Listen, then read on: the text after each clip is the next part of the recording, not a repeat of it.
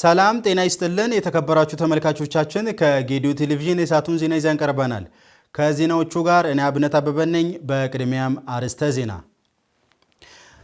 በጎልደን ሬሾ ዓለም አቀፍ ኢቨንት ኦርጋናይዘር ለሚዘጋጀው ቡኖ ማላ ዓለም አቀፍ ኤክስፖ ይፋዊ መግለጫ ተሰጠ። ግብርን በወቅቱና በታማኝነት መክፈል ለአካባቢ ልማት መፋጠን ያለው አስተዋጽኦ የጎላ እንደሆነ ተገለጸ።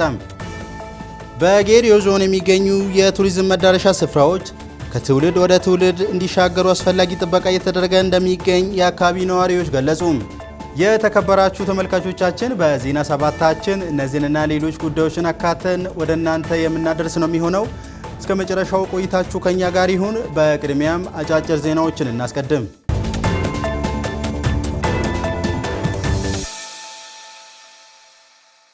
በወረዳው በወርቃ ሳካሮ አዲስ የኢትዮ ቴሌኮም ኔትወርክ ዝርጋታ ማስጀመሪያ ስራ ተጀመረ። የተጀመረው አዲሱ የኢትዮ ቴሌኮም ኔትወርክ ዝርጋታ በቅርቡ በ15 ቀናት ውስጥ ሁሉም ስፍራዎች ተጠናቀው የአካባቢውን ማህበረሰብ ተጠቃሚ እንደሚያደርግ ነው የተገለጸው። እየተገነባ ያለው የኔትወርክ ዝርጋታ ከወርቃ ሳካሮ 01 እና 02 ቀበሌ አልፎ አጉራባች ቀበሌያትን ተጠቃሚ እንደሚያደርግ ነው የተገለጸው። ዘገባው የገደብ ወረዳ የመንግስት ኮሚኒኬሽን ነው። ከውጭ የኔቶ ተዋጊ ጄቶች ከሩሲያ ኃይሎች ጋር ፍጥጫ ውስጥ መግባታቸው ተነገረ።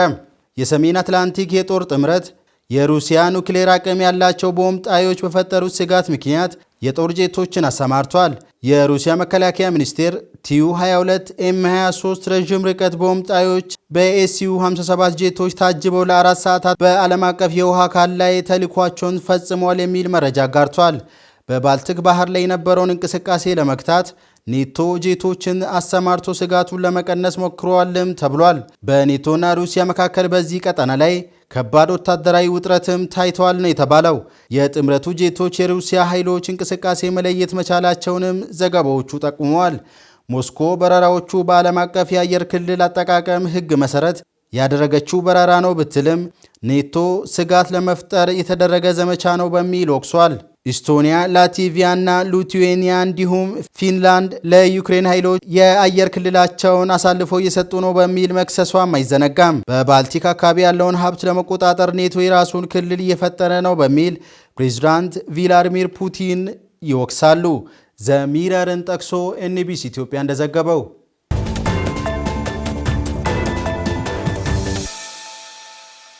ተመልካቾቻችን ዜና ሰባታችን አሁንም እንደቀጠለ ነው። ቆይታችሁን ከኛ ጋር ያደርጋችሁ ስለሆነ ከልብ እናመሰግናለን። አሁን ደግሞ ወደ ሰዓቱ ዝርዝር ዜናዎች እናልፋለን። በጎልደን ሬሾ ዓለም አቀፍ ኢቨንት ኦርጋናይዘር ለሚዘጋጀው ቡኖ ማላ ዓለም አቀፍ ኤክስፖ ይፋዊ መግለጫ ተሰጠ። ግንቦት 8 እና 9 2018 ዓ.ም ለሚካሄደው ቡኖ ማላ ዓለም አቀፍ ኤክስፖ ለተለያዩ ሚዲያ ተቋማት ነው ይፋዊ መግለጫ የተሰጠው። ተጨማሪ አለን። ቡኖ ማላ ዓለም አቀፍ ኤክስፖ 2018 በዞኑ በቱሪዝምና በኢኮኖሚ ዘርፎች በተለይም በቡና፣ በእንስሳት ሀብት፣ በማኑፋክቸሪንግ፣ በኢንዱስትሪ፣ በደን ልማት፣ በአግሮ ፕሮሰሲንግ፣ በማዕድን ልማትና በአገልግሎት ዘርፎች የኢንቨስትመንት እድሎችን ለዓለም ለማስተዋወቅ ትኩረቱን ያደረገ ነው። ዓለም አቀፍ ኤክስፖ ከ300 በላይ አምራቾች፣ ላኪዎች፣ የፋይናንስ አገልግሎት ዘርፍ ተቋማት፣ አከፋፋዮችና ልዩ ልዩ የልማት ድርጅቶች የሚሳተፉበት ሲሆን በዚህ ታላቅ ኤክስፖ የክልሉ ኢንቨስትመንትን በማሳደግ ኢትዮጵያ እና የውጭ አልሚ ባለሀብቶች በስፋት የሚሳተፉበት እንደሆነ ነው የተገለጸው። የጌዲዮ ዞን ዋና አስተዳዳሪ ዶክተር ዝናብ ወልዴ በዚህ ወቅት እንደተናገሩት የጌዲዮ ሕዝብ ደን ውስጥ መኖር ብቻ ሳይሆን ደንን የሚያኖር ሕዝብ በመሆኑ አረንጓዴ አካባቢ ሊፈጥር የቻለና የጥምር እርሻ ባለቤት በአካባቢው ዘመናዊ አስተዳደር ስርዓት ባልነበረ ጊዜ እንኳን የራሱ የአስተዳደር ስርዓት የነበረው ሕዝብ እንደሆነ ገልጸዋል። የጌዲዮ ምድር የአረንጓዴ ምድር ተብሎ የሚታወቅ አካባቢ ነው። ከሁሉም በላይ የጌዲዮ ህዝብ ደን ውስጥ መኖር ብቻ ሳይሆን ደንንም ጭምር አኑሮ ለዓለም ያስተዋወቀ ህዝብ ነው። ዛሬ በዓለም ደረጃ ከፍተኛ የሆነ የደን መመናመን እየገጠመ በዓለም አቀፍ ደረጃ የሚታወቁ ከፍተኛ የሆኑ አካባቢዎች ከፍተኛ ተጋላጭነት ባለበት ጊዜ ውስጥ ይህንን አረንጓዴ ምድር ጠብቆ ያቆየው አርሶ አደራችን እቺ ምድር አረንጓዴ ምድር ተብላ እንድትጠራ አድርጎታል ማለት ነው። ኤክስፖ አጠቃላይ የዞኑን ገጽታ ለዓለም ማህበረሰብ ለማስተዋወቅ ትልቅ እድል ይዞ የሚመጣ እንደሆነም ነው ያብራሩት። 2018 የቡኖ ማላ ኤክስፖም ይህንን ስመርጥ አንዱ እንደ ሀገርም እንደ አካባቢውን በደንብ ለማስተዋወቅ ትልቅ አቅም የሚፈጥርና የተመረጠበት ቴምም እጅግ በጣም አካባቢውን ሊገልጽ የሚችል መሆኑን በመጀመሪያ ደረጃ ሪኮግናይዝ ማድረግ ፈልጋለሁ።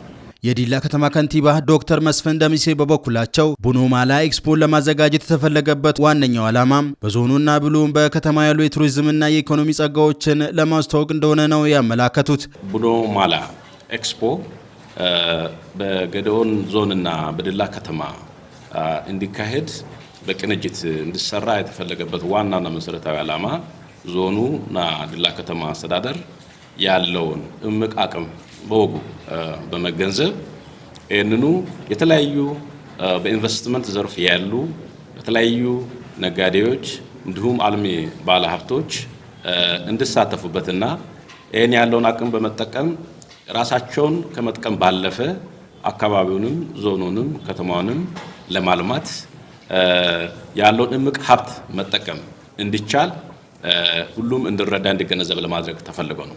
ከተማው ሪጂዮ ፖሊ ከተማና የክልሉ የግብርና ክላስተር መቀመጫ መሆኑ ሰፊ የመልማት እድል ያለው እንደሆነ የተናገሩት ከንቲባው ከተሞች የብልጽግና ማዕከል እንዲሆኑ የሚሰሩ ስራዎችን ለማነቃቃት የታለመ ዝግጅት እንደሆነም ነው የተናገሩት። ከ2017 ዓመተ ምህረት ጀምሮ የዲላ ከተማ አስተዳደር የሪጂዮ ፖሊስ ከተማ ነው።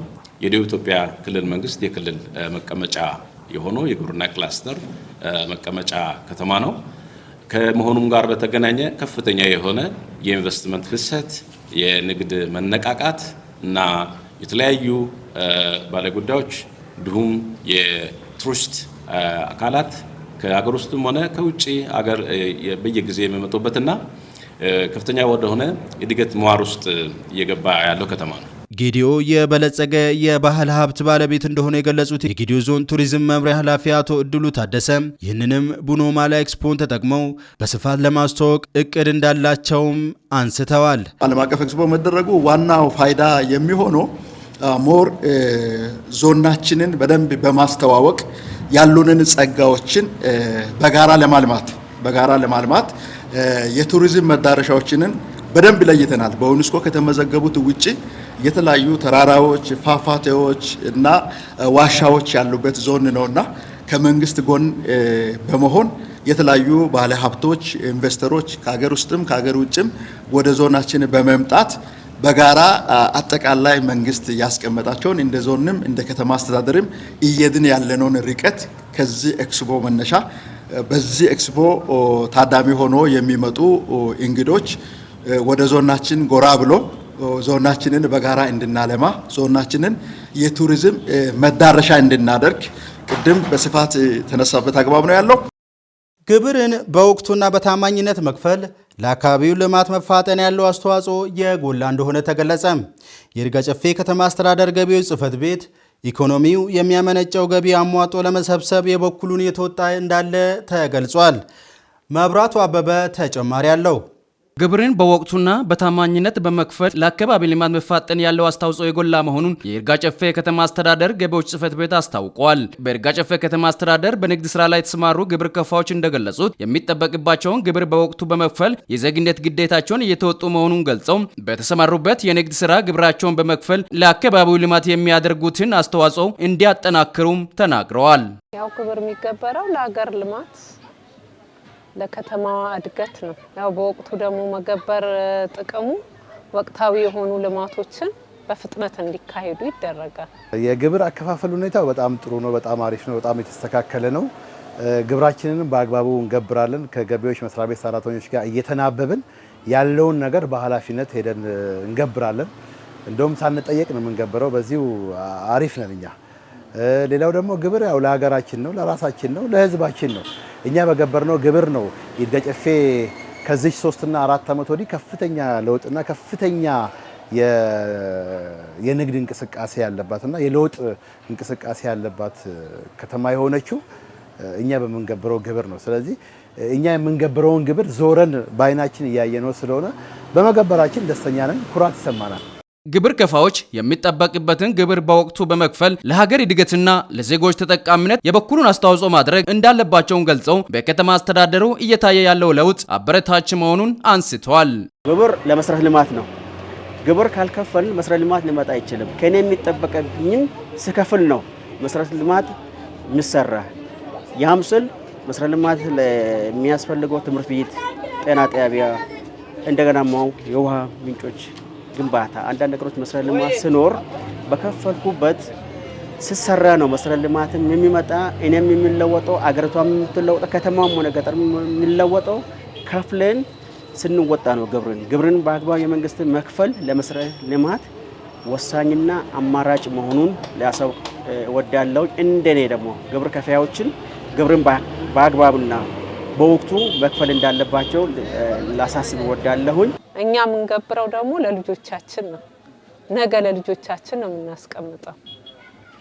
ስለዚህ ከተማዋ እድገት ድሮ እኛ ምን ላይ ነበረ የነበርነው ከተማዋን፣ ዛሬ ልጆቻችን ግን በምን አይነት ሁኔታ ነው እያደጉ ያሉት? ጥሩ ትምህርት ቤት ይመጣል፣ ጥሩ አስተዳደር ይመጣል፣ ጥሩ ነገሮች ይመጣሉ ብለን እናስባለን። ከዚህ በኋላ የተሻለ ነገር ይሄ ደግሞ የሚሆነው እኛ በገበርነው ነገር ነው። ከዚች 5 ዓመት ወዲህ የከፈልናትን እያንዳንዷን ግብር በአይናችን እያየን በከተማችንም እድገት አመርቂ ውጤት እያመጣች የመካከለኛ ኑሮ ደረጃ ያለው ማህበረሰብና ዝቅተኛ ደረጃ ያለው የኑሮ ማህበረሰብም የኑሯቸው ሁኔታ ትንሽ እየተሻሻለ ያየንበት መሰረተ ልማቶች ደግሞ እየተስፋፉ የመጡበት። ግብር በእርግጥ ባለ ሀገራችን የአንድ የኢኮኖሚ ዋልታ ነው። አንድ ሀገር ግብር ከሌላት አገር መሆኑ የሚቀጥል እንትኑ ከባድ ነው። ምክንያቱም አሁን ላይ ግብር አንደኛ ተቀጣሪም እንደ ተቀጣሪ መንግስትን የሚያገለግል ሰርቪስ ተቋም የሚያገለግለው ግብር ሲከፈል ነው። ትልቁ ደግሞ በዋነኝነት ለአገሪቱ ኢኮኖሚ እንዳልነው መስተቀም የውስጥ የአገሪቷ የከተማ መሰረተ ልማቶች፣ የሆስፒታል ሰዎች ግብር ሲከፍሉ ነው መታከም የሚችሉት። ሰዎች ግብር ሲከፍሉ ነው አገልግሎት ከመንግስት ተቋም ማግኘት የሚችሉት። በከተማ አስተዳደሩ ከህዝቡ ለሚነሱ የልማትና የመልካም አስተዳደር ጥያቄዎችን ፈጣን ምላሽ ለመስጠት ኢኮኖሚው የሚያመነጨውን ገቢ በአግባቡ መሰብሰብ ያስፈልጋል ብሏል። ስኬታማ የግብር አሰባሰብ ስራ ለማከናወን ዘመናዊ የታክስ አሰባሰብ ስርዓት ከመዘርጋት ባለፈ በግብር ህጉ ላይ ግንዛቤ የማስጨበጥና የታክስ ህጉን የማስከበር ስራ መሰራቱን አስረድተው የውስጥ ገቢ አቅም ለማሳደግ በትኩረት እየተሰራ መሆኑን አክለዋል። መንግስት ልማቱን ከሚያፋጥንበት ዋነኛ መንገድ አንዱ ግብር ነው። ከግብር ውጪ ሌሎች አማራጮች የብድር እና መሰል አማራጮች ይኖራሉ። ነገር ግን አሁን መንግስት ብቸኛ አማራጭ አድርጎ እየሰራ ያለው ግብር በመሰብሰብ ልማትን መስራት ነው። ከዛ ባለፍ እንደኛም ከተማ ይህንኑ የሀገሪቱን የልማት ፖሊሲን ታሳቢ ባደረገ መልኩ ያለንን አቅም በሙሉ አማጠን በግብር የልማታችንን ለማፋጠን ጥረት እያደረግን ነው። እስካሁን ባለን ሁኔታም አብዛኛው ከተማ ላይ እየተሰሩ ያሉ የልማት ስራዎች በውስጥ ገቢ እንዲሁም ደግሞ እንደ ሀገር ተሻሽሎ በተፈቀዱ የገቢ ክፍፍል መሰረት ባገኘነው ግብር የተሰሩ ልማቶች ናቸው። በበጀት ዓመቱ ለመሰብሰብ የተያዘውን እቅድ ለማሳካት በከተማ አስተዳደሩ ያለውን የገቢ አማራጮችን በአግባቡ በመጠቀም በትኩረት እየተሰራ መሆኑን አንስተው በተለይም ማዘጋጃ ቤታዊ ገቢ ላይ ልዩ ትኩረት እንደሚሰጥም አክለዋል። ከማዘጋጃ ገቢ አሰባሰብ አንጻር ያልተሻገርነው ነገር አለ። ይህ ምንድነው? ህዝቡም ጋር ያለ የተወሰነ መዘናጋቶች አሉ። እውነት ለመናገር ይህንንም ለመስበር ደግሞ በየጊዜ የምናደርገው የግንዛቤም የቅስቀሳ ስራዎችም አሉ። ቢሆንም ግን ወደሚፈለገው መንገድ አልመጣም። ቀድሞ የህግ ክፍተትም ነበረን።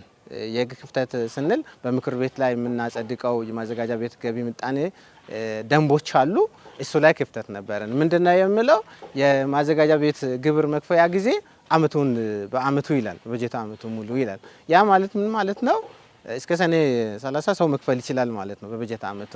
ያ ሰውን መዘናጋት ውስጥ የከተተበት ሁኔታ ነው የነበረውና ዘንድሮ እንደ ክልልም በ2017 ተሻሽሎ የወጣ ደንብ ነበረ።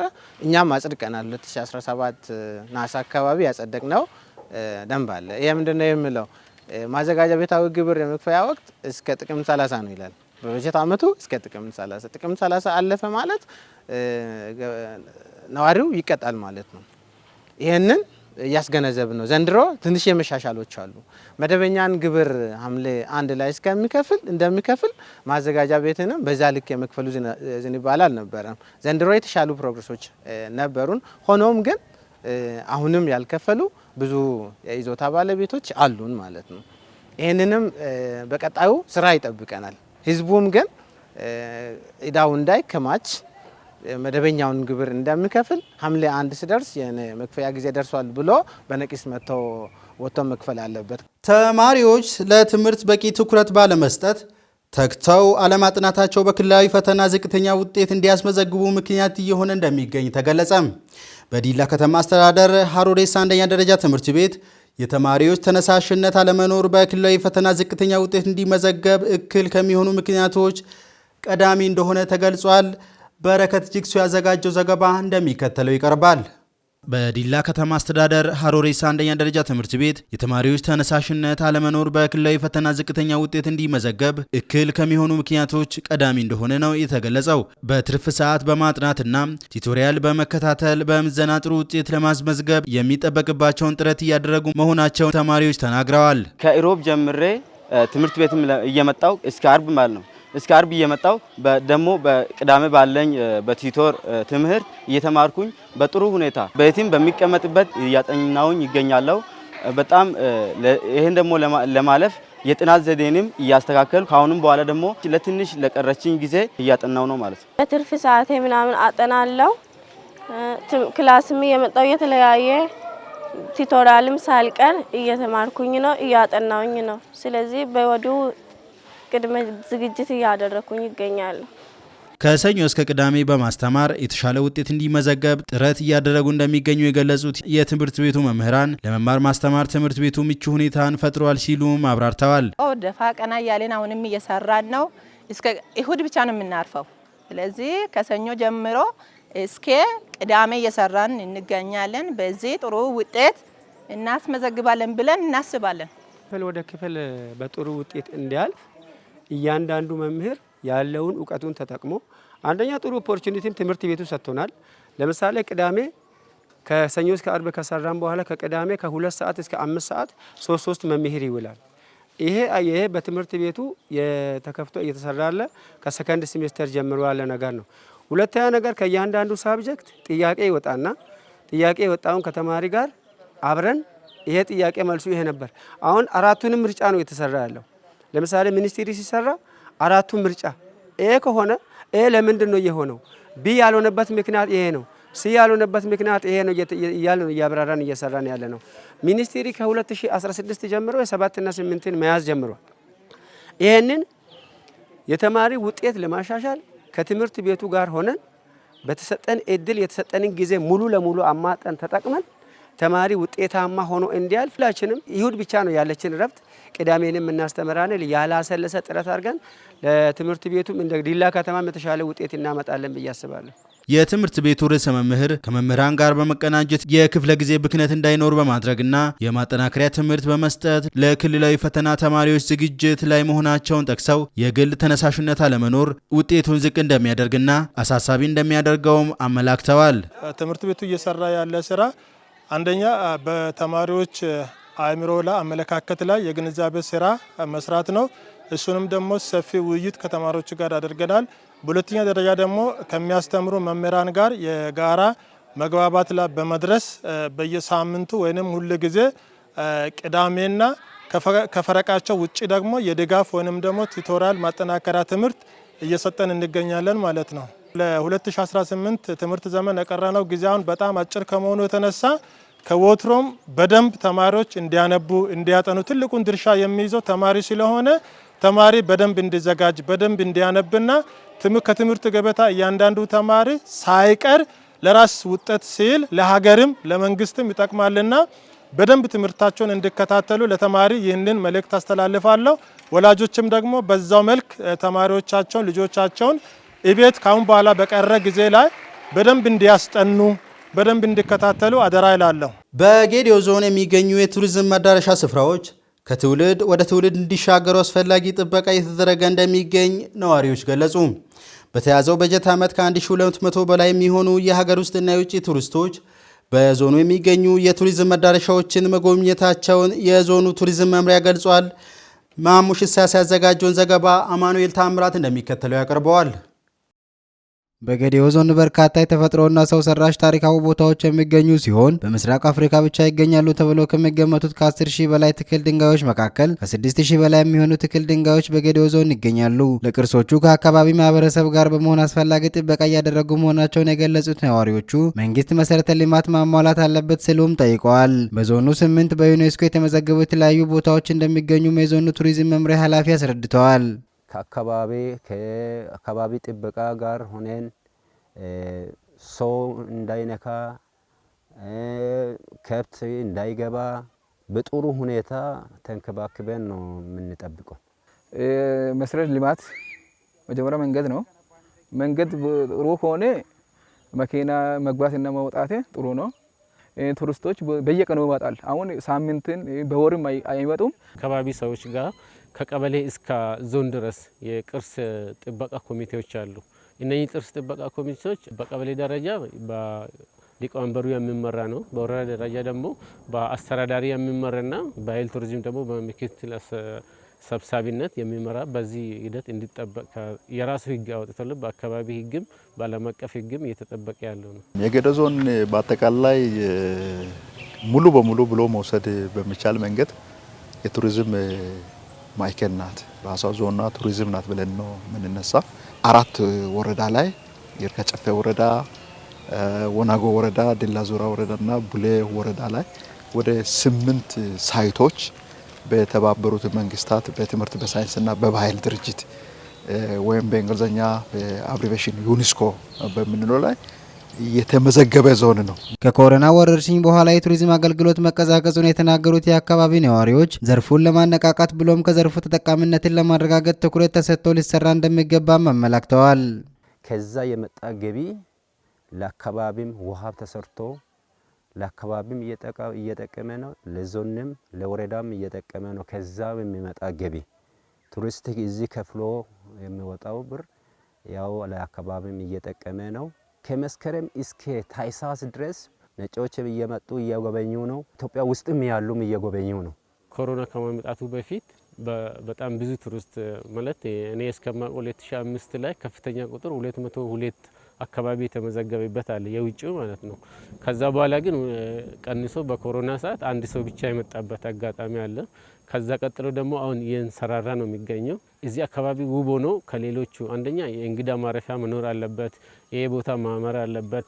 ሲበቱን በጣም መጨመር የሚችሉ ተግባራትን በአገልግሎትና በሌሎች በመሳሪያ በመጨመር በቁስና በአገልግሎት የምናደርገውን ይህንን አካባቢ ሲበቱን ሊጨምር ይችላል። አንድ ቱሪስት አንድ ቀንና ከዛ በላይ ከቆየ ቱሪስት ነው የሚባለው። ወደ አካባቢ ሲመጣ ቀጥታ ያልሆኑ ገቢዎችም ጭምራሉ። አሁን ወደ 8,350,000 ብር ገቢ በሶስተኛ ሩብ ዓመት ሪፖርታችን ያሳያል ማለት ነው። ቀጥታ ባልሆነ ወደ አካባቢያችን እነዚህ ቱሪስቶች ከመጡ በኋላ ገቢ ያደረጉት ያረፉበት አካባቢ እነዚህ መረጃዎችን የምንወስደው ከሆቴሎች ከተለያዩ ስብሰባ መረጃዎች ነውና በዚህ መልክ ሪፖርታችን ያሳያልና ይሄንን አስፍቶ በቀጣይም በደንብ መስራትን ይጠበቅብናል። ቀሪ ስራዎች እንዳሉን አሳይመንቶች እንዳሉን የሚያሳየው ጉዳይ ነው ያለው። በመደመር መንግስት ሀገር በቀል ኢኮኖሚ ተብሎ ከተለዩት ዘርፎች መካከል አንዱ መሆኑን የገለጹት የቱሪዝም መምሪያ ኃላፊው የተቀዛቀዘውን የቱሪዝም አገልግሎት ለማነቃቃት እየተሰራ ይገኛልም ብለዋል። እንደ ሀገርም ስናይ ባለፉት ስርዓት ላይ በተለይ በቱሪዝም ዘርፍ ያለው ፋይዳ በደንብ ተገንዝበው ያለ መስራት ጋፖች ነበሩ። አሁን በመደመር መንግስት ላይ በተለይ አገር በቀል የኢኮኖሚ ዘርፎች ተብሎ ከተለዩት ውስጥ የቱሪዝም ዘርፍ አንዱ ነው። በጣም ትኩረት ተሰጥቷል። እንደ ሀገር ትኩረት መሰጠቱን መነሻ አድርጌ የሚያነሳሳ ምንድነው ስትራክቸራል ለውጦች ጭምር የሚደረጉ መዋቅራዊ ለውጥ ተደርጎ አሁን በአገር ደረጃም ከዚህ በፊት ባህል፣ ስፖርት፣ ቱሪዝም ሚኒስቴር ምናምን ተብሎ ነበር የሚቋቋሙ ቱሪዝም ለብቻ በሚኒስቴር ደረጃ የኛ የደቡብ ኢትዮጵያ ክልልም ደግሞ በቢሮ ደረጃ የቱሪዝም ቢሮ ተብሎ ወደ ዞናችንም ስንመጣ የቱሪዝም መምራት ተብሎ እንደ ሀገር አሁን ትኩረት ተደርጎ እየተሰራ ያለው የሀገር ውስጥ ቱሪስቶችን ከመሳብ አንጻር ነው። የውጭ ሀገርም በተለያየ ምክንያት በስራ በኢንቨስትመንት የተለያዩ ተግባራቶችን ለማየትም ወደ ሀገር ውስጥ ሲመጡ የመሳብ ሂደቶች አሉ። የተሻለ ሆኖ ደግሞ እንደ ሀገር የተወሰደ የሀገር ውስጥ ቱሪዝሞችን ቱሪስቶችን መሳብ ነውና ከውጭ ሀገር ስንነሳ ወደ ለአመቱ 1200 ቱሪስቶች ዞናችንን ይጎበኛሉ ብለን አቅደን በዚህኛ ሶስተኛ ሩብ ዓመት ላይ 900 ነበረ። 835 ቱሪስቶች በተለያየ ምክንያት ወደ ሀገራችን የሀገር ውስጥም የውጭም ገብቷል የሚል መረጃ ነው ያለኝ። ኢትዮጵያ የፖሊሲ ደረጃዎችን በመውሰድ ዋነኛ የኢንቨስትመንት መዳረሻ እየሆነች ነው ተባለ። ኢትዮጵያ ንግድና ኢንቨስትመንትን የሚያጠናክሩ ፖሊሲ እርምጃዎችን በመውሰድ ዋነኛ የኢንቨስትመንት መዳረሻ እየሆነች ነው ሲሉ የአውሮፓ ህብረት የዓለም አቀፍ ትብብር ኮሚሽነር ጆሴፍ ሲከላ ገልጸዋል። ሴኒያ መሐመድ ተጨማሪ አላት።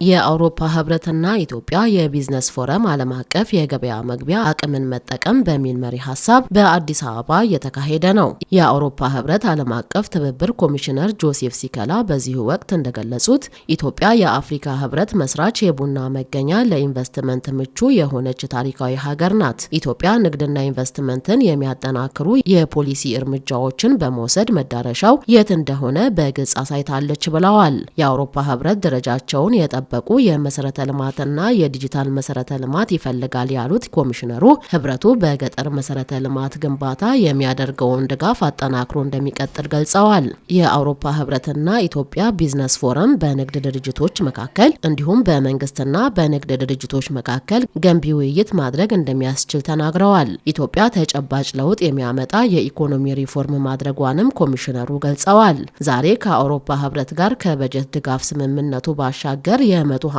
ሚሊዮን ዩሮ የዲጂታል ኢኮኖሚ ስምምነት መፈራረሙን ገልጸዋል።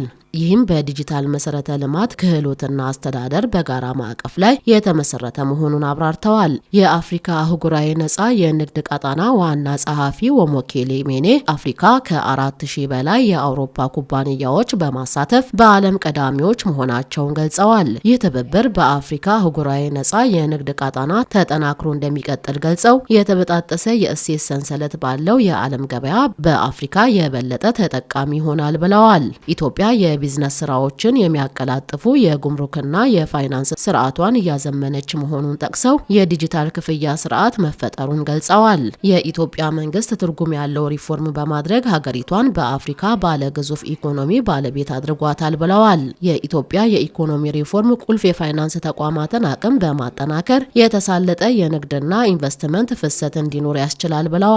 ዘገባው የኢትዮጵያ ዜና አገልግሎት ነው።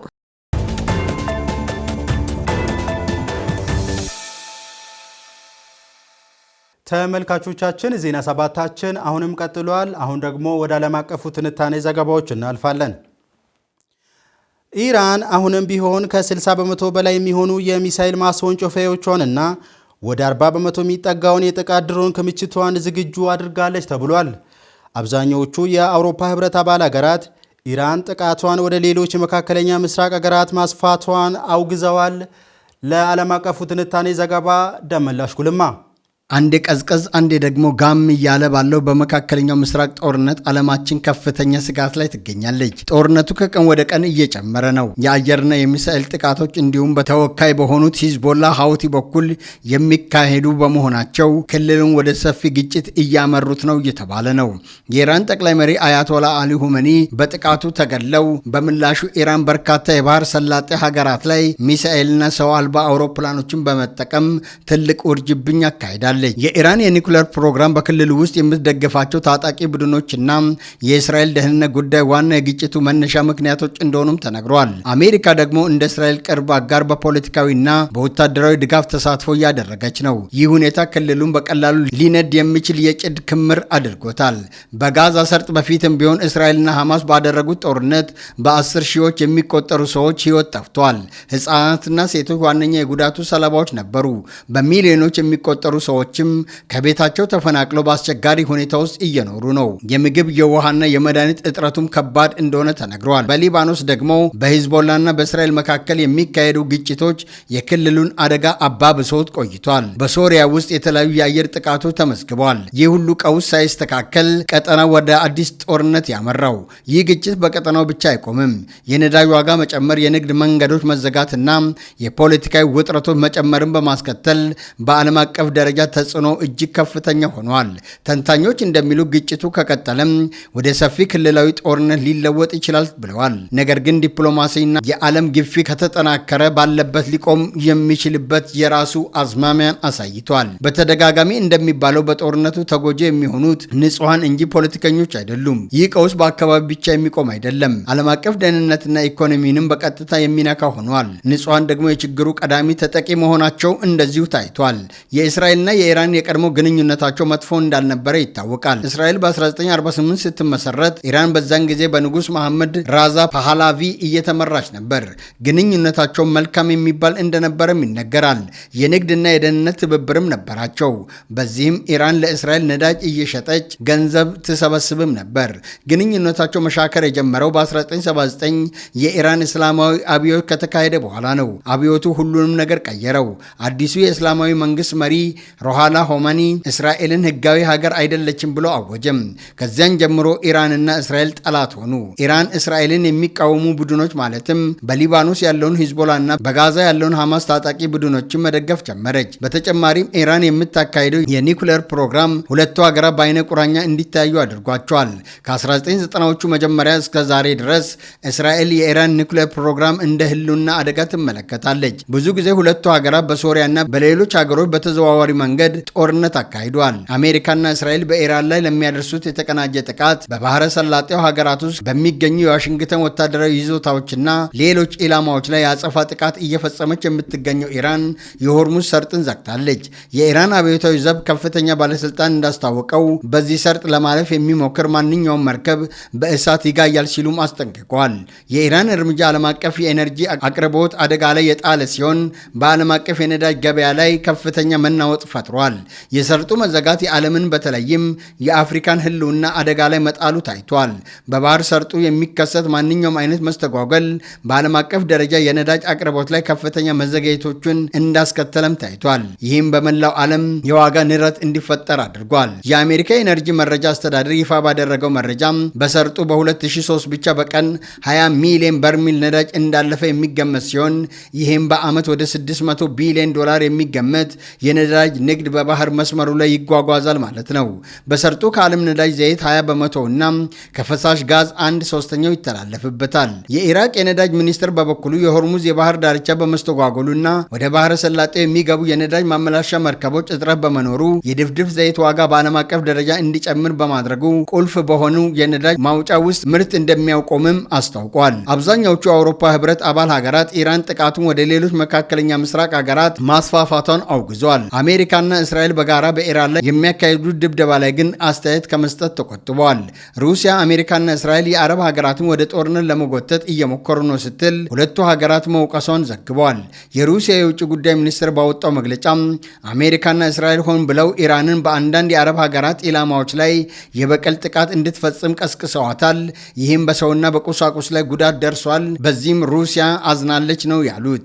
ጦርነቱ ወደ 12 የሚጠጉ ሀገራት በግጭቱ ተጎድተዋል። በሺዎች የሚቆጠሩ ደግሞ ተገድለዋል። እናም ጦርነቱ በመካከለኛ ምስራቅ አልፎ እየተስፋፋ ይገኛል። የኔቶ የአየር መከላከያና ወደ አየር ክልሏ የሚያመራውን የኢራን ባላስቲክ ሚሳይልን ካወደመ በኋላም ተርክየን በግጭቱ የተጠቃች የመጨረሻው ሀገር ብትሆንም የኋላ ኋላ ላይ ግን ከኢራን ጋር አብራ ቆማለች። የሀገሪቱ ባለስልጣናት እንዳሉት ሚሳይሉ የተጠለፈው የአሜሪካ አየር ኃይሎች ባሉበት በተርክዬ ኢኒስሪሊክ ቤዝ አቅራቢያ ነው ተብሏል። የኔቶ ቃል አቀባይ አሊሰን ሃርት ኢራን በተርኪዬ ላይ ያነጣጠረችው ጥቃትን እናወግዛለን፣ ኔቶ ተርክዬን ጨምሮ ከሁሉም አገሮች ጋር በጽናት ይቆማል ሲሉም ተናግሯል። ኔቶ ግጭቱ ከመጀመሩ በፊት በአሜሪካና በኢራን መካከል የሰላም ድርድር እንዲያካሂዱ ሞክሮ ነበር፣ አልተሳካም እንጂ ሁሉም ወገኖች ወደ ተጨማሪ ቀውስ ከሚያመሩ እርምጃዎች እንዲቆጠቡም ተናግሯል። የተባበሩ መንግስታት ድርጅት የሰብአዊ እርዳታ ኃላፊም ቶም ፍሊቸር እንዳሉት እየተካሄደ ያለው ግጭት በክልሉ በሚገኙ የ12 ሀገራት ሲቪሎች ላይ ጉዳት እያደረሰ ነው። በኢራን፣ ሊባኖስ፣ ሶሪያ፣ ፍልስጤም ግዛት፣ በእስራኤል፣ በተባበሩት አረብ ኤሚሬቶች እና በባህሬን፣ በኳታር፣ በኩዌት፣ በሳውዲ አረቢያና በሌሎችም ሲቪሎች ላይ የሲቪል መሰረተ ልማቶች ላይ ጥቃት እየደረሰም ይገኛል። ኃላፊው ሰላማዊ ዜጎች በየአካባቢው ዋጋ እየከፈሉ መሆኑን ጠቁመው ንጹሐን ጥበቃ ሊደረግላቸው እንደሚገባም አሳስበዋል። ጥቃቶቹ መኖሪያ ቤቶችን፣ ሆስፒታሎችንና ትምህርት ቤቶችን እየመቱ እንደሆነ ነው ያስገነዘቡት። በግጭቱ ምክንያት በሰው ህይወት ላይ የደረሰው ጉዳት በኢራን ከፍተኛ ነው ተብሏል። መቀመጫውን አሜሪካ ያደረገው የሰብአዊ መብት ተሟጋቾች የዜና ወኪል በግጭቱ እስካሁን ከ1000 በላይ ንጹሃን ዜጎች መሞታቸውን ገምቷል። ከሞቱት መካከል ቢያንስ 165ቱ ያህሉ የተፈጸሙት በደቡባዊ ሚናብ ከተማ የሚገኝ የሴቶች ትምህርት ቤት ላይ በደረሰ የአየር ጥቃት ነው ሲል ደግሞ የኢራን መንግስት ሚዲያ ዘግቧል። በሊባኖስ በእስራኤል የቦምብ ጥቃት ከ1400 በላይ መኖሪያ ህንፃዎች ተደምስሰዋል። የመንግስታቱ ድርጅት የስደተኞች ኤጀንሲ በበኩሉ ከሊባኖስ ወደ ሶሪያ የሚሻገሩ ሰዎች ቁጥር ቢያንስ 10629 መድረሱን አሳውቋል። ኢራን አሁንም ቢሆን ከ60 በመቶ በላይ የሚሆኑ የሚሳኤል ማስወንጨፊያዎቿን እና ወደ 40 በመቶ የሚጠጋውን የጥቃት ድሮን ክምችቷን በቁጥጥሯ ስር አድርጋ ትገኛለች። ይህ አዲስ ግኝት ቀደም ሲል የኢራን ወታደራዊ አቅም በከፍተኛ ሁኔታ ተዳክሟል ተብሎ ሲነገር የነበረውን መግለጫ በቀጥታ የሚቃረን ሆኖ ተገኝቷል። የተኩስ አቁም ድርድር ጥረቶች በቀጠሉበት በዚህ ወቅት ኢራን በመላው የመካከለኛ ምስራቅ አካባቢ የሚገኙ ኢላማዎችን የመምታት አቅሟን እንደያዘች መቆየቷ በዲፕሎማቶችና በወታደራዊ ባለሙያዎች ዘንድ ከፍተኛ ስጋት ፈጥሯል። ይህ ሁኔታ በቀጣይ በሚኖሩ የሰላም ንግግሮችና በክልሉ የኃይል ሚዛን ላይ የራሱ የሆነ ተጽዕኖ ይኖራል ተብሎ ይጠበቃል ሲሉ ዶይቼ ቬለ፣ አልጀዚራና ሲቢሲ ዘግበውታል።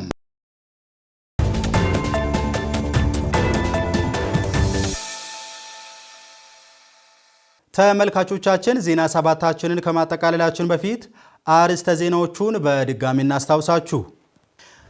በጎልደን ሬሾ ዓለም አቀፍ ኢቨንት ኦርጋናይዘር ለሚዘጋጀው ቡኖ ማላ ዓለም አቀፍ ኤክስፖ ይፋዊ መግለጫ ተሰጠ።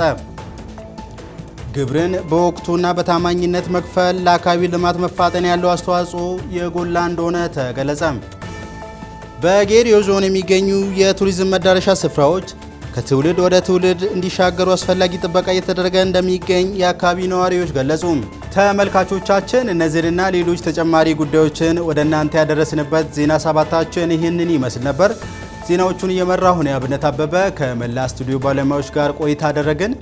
ከቀሪ ጌዲዮ ቴሌቪዥን ፕሮግራሞች ጋር መልካም ቆይታ እንዲሆንላችሁ እየተመኘን እኔ ከወዲሁ ተሰናበትኩኝ። ጤና ይስጥልን።